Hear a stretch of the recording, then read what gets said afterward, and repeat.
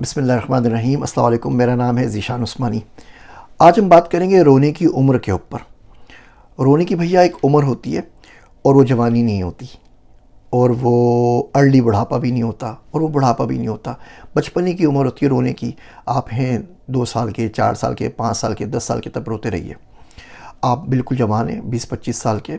دنیا آتی ہے آپ کے پاس کہ وہ آپ سے امید حاصل کرے، آپ سے حوصلہ حاصل کرے۔ بوڑھے ماں باپ آپ کے پاس آتے ہیں، آپ رونا شروع کر دیتے ہیں۔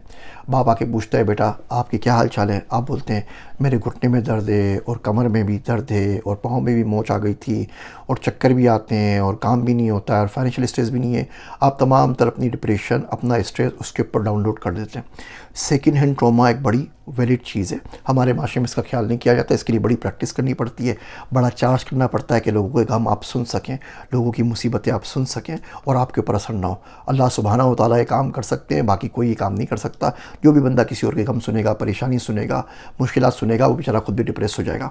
تو اب تمام تر ڈپریشن جو ہے وہ ڈاؤن لوڈ کر دیتے ہیں کسی اور غریب آدمی کے اوپر، جو اپنے ڈپریشن سے ویسے ہی مر رہا ہوتا ہے۔ تو یہ عمر اس چیزوں کے لیے نہیں ہے۔ جب آپ جوان ہو گئے، 15-20 سال کے آپ ہو چکے ہیں، اب آپ لڑ جائیے، اب جا کے پہاڑ توڑ دیجیے۔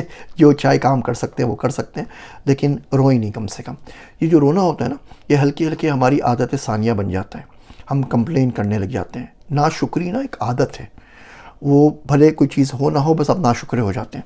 آپ کو اچھا سے اچھا کھانا ملے گا، آپ بولیں گے روٹی ٹھنڈی ہے، آپ بولیں گے نمک زیادہ ہو گیا۔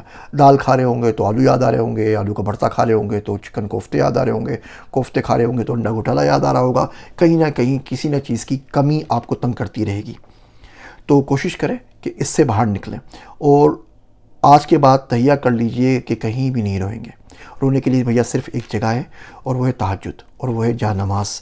تہجد کے وقت جتنا رونا ہے بھیا رو لیجئے، اللہ سے کو خط لکھی دیجئے، جتنا رونا ہے وہاں رو لیجئے۔ اس کے سامنے جو آپ روتے ہیں نا، اس کا بہت زیادہ فائدہ ہوتا ہے۔ وہ سنتا بھی ہے، وہ جواب بھی دیتا ہے، وہ آپ کے مسائل دور بھی کر سکتا ہے۔ دنیا بیچاری خود اپنے مسائل میں اور پریشانیوں میں گھری ہوئی ہے، وہ آپ کی کیا مدد کرے گی؟ امید کرتا ہوں اس ویڈیو کے بعد سے اپنا رونا آپ بند کر دیں گے۔ میرے واسطے دعا کیجیے گا۔ میں ہوں آپ سب کا ذیشان عثمانی۔